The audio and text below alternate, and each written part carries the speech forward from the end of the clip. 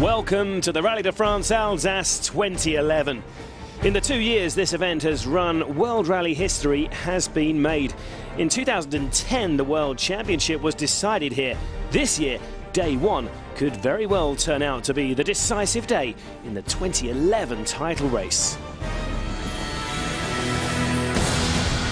Every season has a defining moment. The brutal 36-kilometre Pays d'Ormont stage looks like that moment for 2011. The all-new, all-black Fords needed to keep the Citroëns well within their sights. Mikko Hirvonen, second in the championship, attacked. Maybe too hard. He had damaged the steering, leading to a bone-shaking ride. This mistake could prove to be the most costly of his career. Hirvonen's vibrations were nothing compared to the shock waves to come. Sébastien Loeb was stunned to see a warning light flash on his dash. No oil pressure. Engine failure for a Citroën is unheard of. A third consecutive catastrophe and the title race is wide open. I felt the engine has no power and started to make some noise, so I stopped. Championships are won and lost on moments like these, and instead of seizing this rare golden opportunity, Hirvonen dropped 50 seconds. Jari-Matti Latvala had to help Hirvonen by getting in front of the Citroëns. He wouldn't do it like that, though. The three men to seize the initiative were Sébastien Ogier, Petter Solberg and Danny Sordo. Ogier was licking his lips at the demise of his greatest rival. Citroën have very publicly backed Loeb as their number one. If Ogier wins here, they may not have the choice. The fight for the lead was fierce. Ogier led for most of the day. Petter edged in front, but still only 3 seconds split the top three going into the final stage. And then history was made as Danny Sordo charged his Mini John Cooper Works ahead. An incredible achievement for the team in their first season back. Particularly sweet for Danny as an ex-Citroën man. To be leading Citroën home was really nice. With just under 3 seconds separating the top three, this trio of contenders will be driven by very different desires to win, but all equally important. We'll bring you all the action as it unfolds. Our stage of the day is the Grand Ballon. A charge through the forest to the highest point of the rally precedes a high-speed, heart-in-the-mouth descent. Sébastien Ogier takes over as our featured driver from teammate Loeb. We will follow every second of his quest to win here and give his Citroën bosses something to think about. For the moment, everything is possible. It's so close between the first and the rally, so everything is possible. The second day of the Rallye de France heads deeper into the Vosges Mountains, and as just mentioned, includes the highest point of the rally at 1,340 metres in our stage of the day. There'll be a short remote service at lunchtime, and the leg finishes with a new street stage through the town of Mulhouse. Let's take a look at our start list. Danny Sordo in the Mini John Cooper Works will head off into the opening stage first, followed by Petter Solberg and Sébastien Ogier, just 2.8 seconds separating the top three. Chris Meek is fourth on the road, but he has the Works Fords of Latvala and Hirvonen just behind. Mini Privateer Armindo Arrojo and the Fords of Mats Osberg, Dennis Kuipers and Henning Solberg round off the top 10. Evgeny Novikov and Ken Block start the day just outside the point-scoring places. The second day dawns once again to clear blue skies, and with a packed route of 9 stages ahead, rally leader Danny Sordo is already into the Hollandsborg test.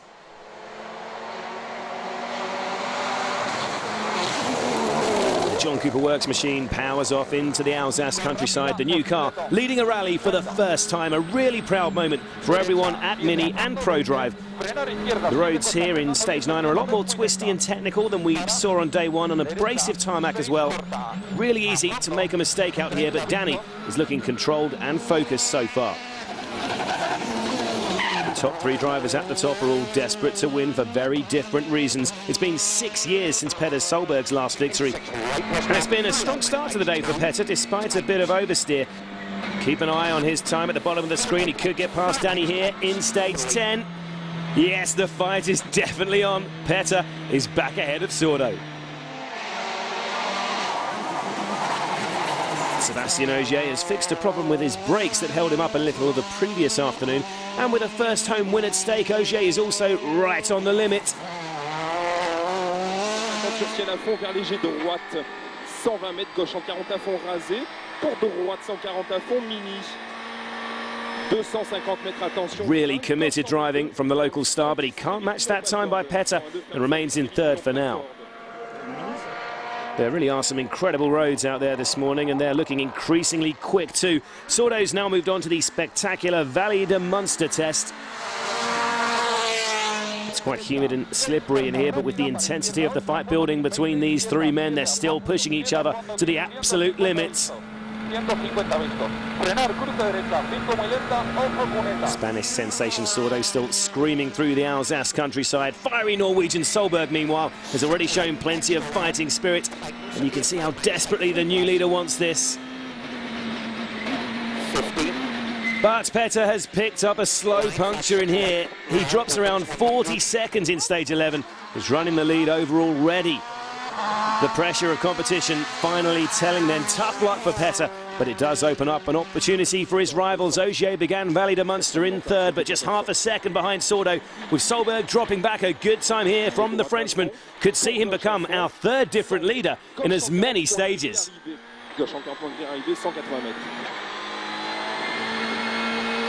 Yes, what a fight we have on our hands today. A really strong performance from Sébastien, and he is back into the lead. Now with the puncture of Petter, it's just the fight with Danny if we don't do any mistakes, so we'll try to continue like this. Well, the battle at the front intensifies. Further back, Chris Meek is in his own fight to hold off the charging Fords. Running in fourth, it's been a really impressive run from the Brit on his first attempt at the Rallye de France Alsace. 6 right and 6 left, 250. You must stop at the bottom. A few pace note problems aside, Chris has made another strong start. Mick needs to maintain his speed as the formidable sight of Jari-Matti Latvala's mean-looking black Fiesta is closing with ominous speed. The leading Ford Abu Dhabi driver is not entirely happy with his driving so far on the second morning, but even so, by the end of stage 11, Jari's within 9 seconds of Meek's Mini.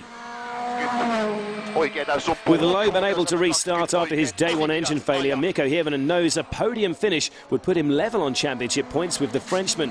For the moment, though, the Ford-man is a long way adrift of the top three. Evgeny Novikov has been quick but inconsistent in his first season with the M Sport Stobart team. Ouch!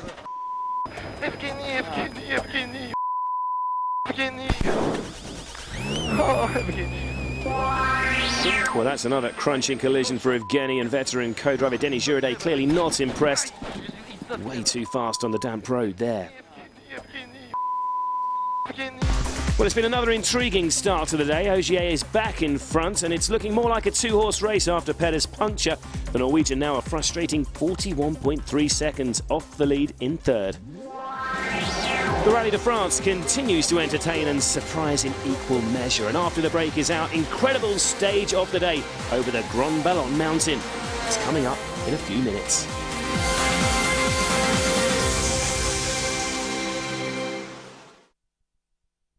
Welcome back to the Rallye de France Alsace, where the fans have been treated to an incredible competition so far. Local star Sébastien Ogier leads, but only just. So then, to our stage of the day, the Grand Ballon, run over the mountain of the same name, climbing up to the highest point of the rally at 1,340 metres above sea level. One of the most difficult challenges of the weekend. It features an incredible variety of roads as it climbs up and then down from the mountain. It's a crucial 24 kilometres ahead, so can former leader Danny Sordo fight back in the mini John Cooper works? The car again looking really stable in its asphalt spec. The Spaniard may have lost the top spot to Ogier, but as he climbs up this technical start, he certainly looks determined to take the fight back to the Frenchman. And just look at the number of spectators out there this morning. A terrific atmosphere here on the Grand Ballon.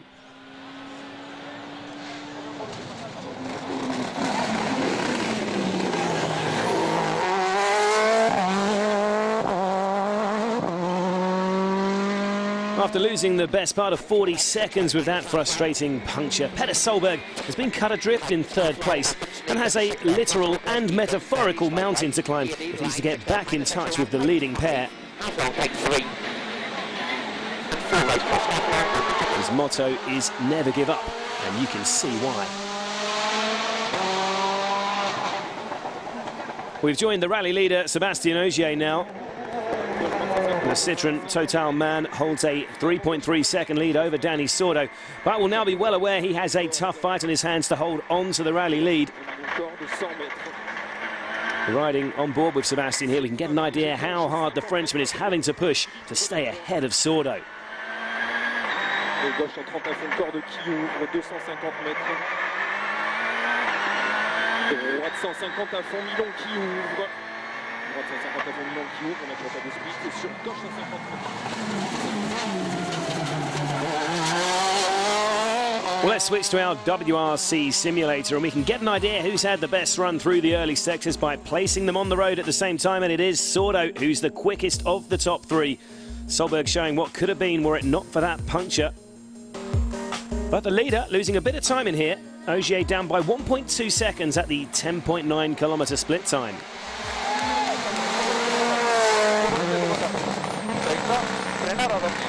Rejoining Sordo's distinctive sounding Mini now as he moves on to the tricky descent towards the finish.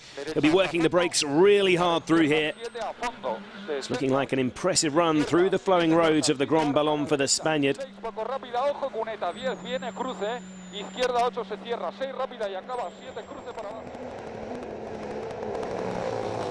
The stage is cleared. Let's catch up with the Mini man at the stop control. This stage quite really good.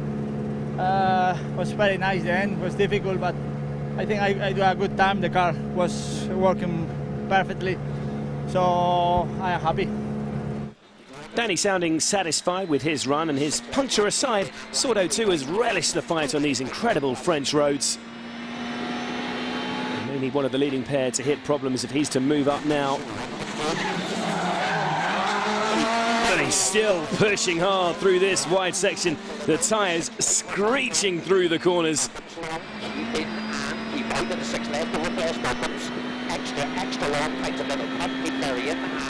Petter is less than 3 seconds off the pace of Sordo. It's a big push for everybody, and it's very easy to get the puncture. You know, it's small rocks someplace, and they are on the road. So, but I will keep consistent pace and try to push. But I'm happy with the performance. But I was leading, and you know how it is. That's two of the leading trio through our stage of the day. Further back, the rally leader is charging down the flowing downhill section in the final kilometre. Ogier has his work cut out to stay ahead here. Here come the yellow boards that mark the start of the flying finish. It's going to be close. No, amazingly, that's the third stage in a row the leader's changed hands. Sordo's back in front, and Ogier slips to second. Sordo takes some time out of you and takes the lead back. It's swapping every stage. Yeah, it's a big fight. Okay for us. The downhill was a bit difficult. There was a lot of gravel on the road because they cut, so it's a bit a disadvantage. But it's okay. Danny is driving very well, and we have to continue like this. Are you concerned about the speed of the Mini?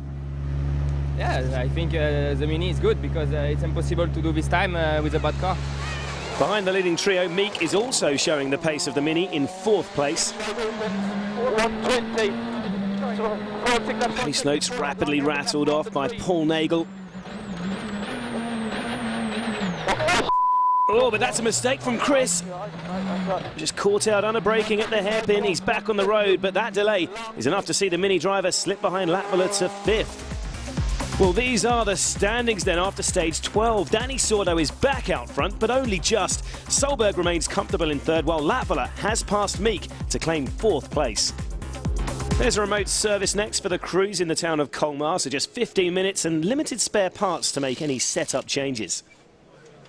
Are you relishing this battle? It must be great for you to be backing up the front. Yeah, it's really nice. I think now we're speaking with Carol.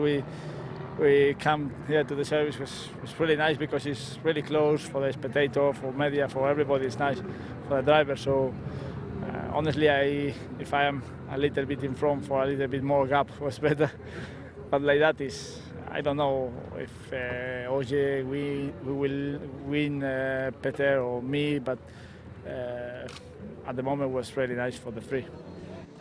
We can't took the maximum risk for sure. It's not the same race for me that's for Danny. He played for one shot for a victory, and I play for a team, and it's for the moment important to score points for us because now I'm the only chance for the team. It is so close fight, and you know the Mini is very impressive. Me and OGA, you know, all of us is swapping 10th and maybe in a 2nd and stuff like that. And the good thing now, if they both got a puncture, it would be good fun again. Yeah. Well, this dramatic Rally de France just keeps throwing up incidents, and with the fight at the front still incredibly tight, let's get straight back out to the afternoon loop. Rejoining our rally leader then.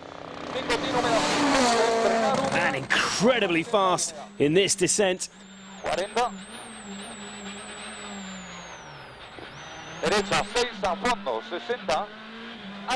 Well, Sebastian Ogier has rapidly discovered that Mini John Cooper Works he's up against is the real deal. As he bears down on the finish line in stage 13, though, he could get back in front at the first time of asking. Yes, and Ogier taking a really wide line so he can carry as much speed as possible. We've seen this tactic from Ogier before, and remarkably, that's 4 stages in a row the lead has changed hands. Now we took the lead, but for nothing, so it changed all the stages. So I will try to conserve it this afternoon. It's great, isn't it? You get changed leading every stage. I mean, did you really think it would be like this? No, of course not, but Danny is driving very well, and it's a big fight, so I think it's nice for the sport. Well, Chris Meeks just lost 4th place to Jari-Matti Latvala, but he was looking forward to the second pass through these stages. Now he's had the chance to fine-tune his pace notes.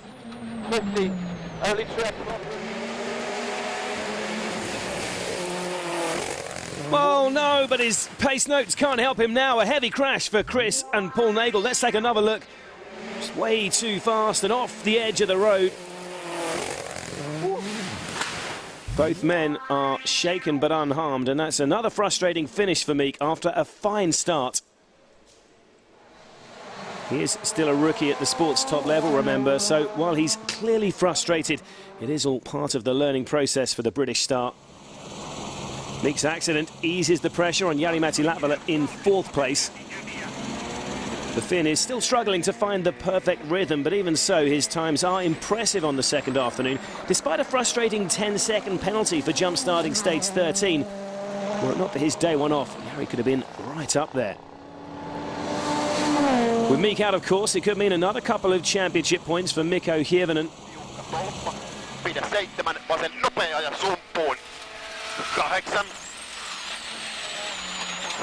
Oh, but another close call for the 31-year-old. He's got to be careful here. Every point is crucial. A retirement now would be an absolute disaster. The 3rd forward on the leaderboard is being driven by Dennis Kuipers. The Dutchman's having another really strong run on asphalt. He's on course to score a career-best 6th place finish. Mini privateer Armindo Araujo is also having a terrific rally. The double PWRC champion suffered a puncture on the opening day, but he's responded well and is back up to 7th place following Meek's exit. Behind Araujo in 8th is Henning Solberg. The Norwegian has had a typically incident-filled rally, but he's still in the running and lies within 10 seconds of Araujo's Mini. Mads Osberg had been fighting his way back from a first day puncture until a second flat on day 2. His latest fight back has already begun, though. The Norwegian is now in 9th. At the front, though, by the end of stage 15, Ogier has managed to pull away from Sordo slightly. Petter Solberg is still in 3rd, with Latvala and Hievenen now 4th and 5th, following Meeks off. The second pass through the daunting Grand Ballon is next for the WRC crews. Stay with us for the rest of the Day 2 action.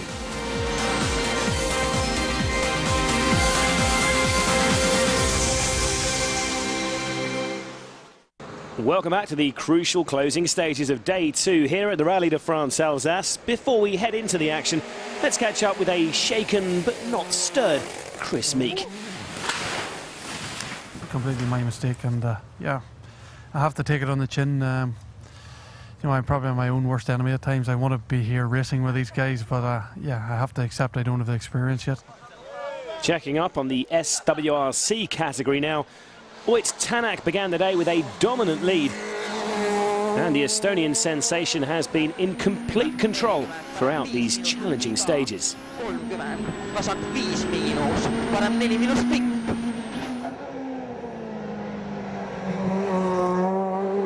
Tanak's championship rival Juho Hänninen had been in impressive form early on as he fought back from a first day puncture, storming up from 4th to 2nd, only to go off the road on stage 12. And that could have a big impact on his championship hopes. Efren Brynildsen was mindful that a season best finish was on the cards and moved back into the runner-up spot following Hanninen's exit.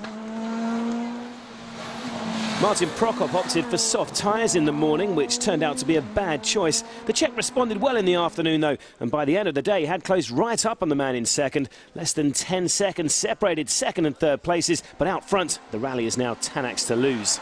In the WRC Academy, the final day of 2 began with championship hopeful Craig Breen leading the way, but heartbreakingly, an off on stage 10 broke a drive shaft, and that'll have a massive impact on his title race too. Alistair Fisher has also been in good form, winning a number of stages himself. The British star was involved in a final day battle for the runner-up spot with Jose Suarez. The Spaniard had pushed hard and fought through some gearbox issues, but ultimately would have to settle for a season-best 3rd place. Out front, though, was Suarez's compatriot Jare Lemesh. With Breen out of the running, Lemesh had a relatively straightforward run to his debut WRC Academy win.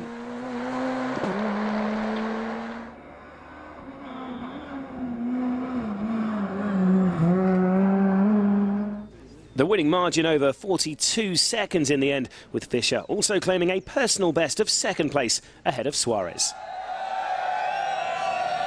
The fans in good voice as we head back to the thrilling fight at the sport's top level, and the leading trio still have another pass through the epic Grand Ballon stage to negotiate. As we've already seen, it's quite some stage, and after setting the best time through here earlier, Dani Sordo will hope for more of the same. He's been starting to slip adrift of the leader. A terrific view from above here as Dani snakes his way up the mountainside. Pace notes coming thick and fast from co-driver Carlos Del Barrio. It's looking like another committed run from the Spanish crew. First to challenge himself against Sordo's effort is Petter Solberg.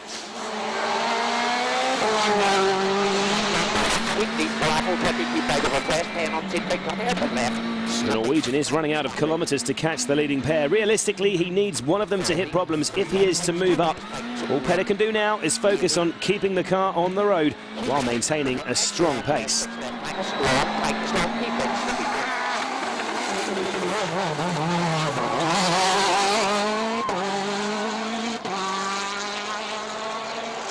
We have seen quite some turn of speed from the rally leader Sébastien Ogier on this 2nd afternoon.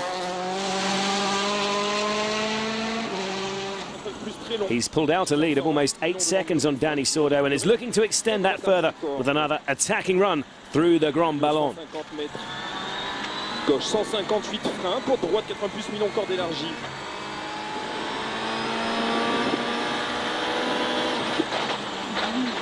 It looks impressive from the Citroën star, but on this occasion he can't quite match Sordo, although he only drops 9/10 of a second. 150 mètres. gauche 150 à fond. Ogier, though, makes amends in the Mulhouse street stage that finishes today. The leader pulling another 2.5 seconds away from Sordo. But the fight for the win is still very much on. Can Ogier hold off a man desperate for his and Mini's first win on the final day? Sebastian, you've opened up a gap of 9.5 seconds, but is it enough? I hope so. For sure it's not comfortable. Still 40 Ks to go. Still we have to stay concentrated. We know it very well from some experience, like in Argentina this season. We know that it's important to keep the concentration until the end. So we will try to do it and do the job tomorrow to conserve the lead. 9 seconds is not far, so he can make a mistake or he can have a lovely stage tomorrow morning and go 5 seconds faster. It has been another relentless fight at the front, and anything could still happen on day 3. There is still the end of rally power stage to run as well, of course. So be sure you log on to WRC.com for all the latest results and reaction. And we'll be back tomorrow for the French finale.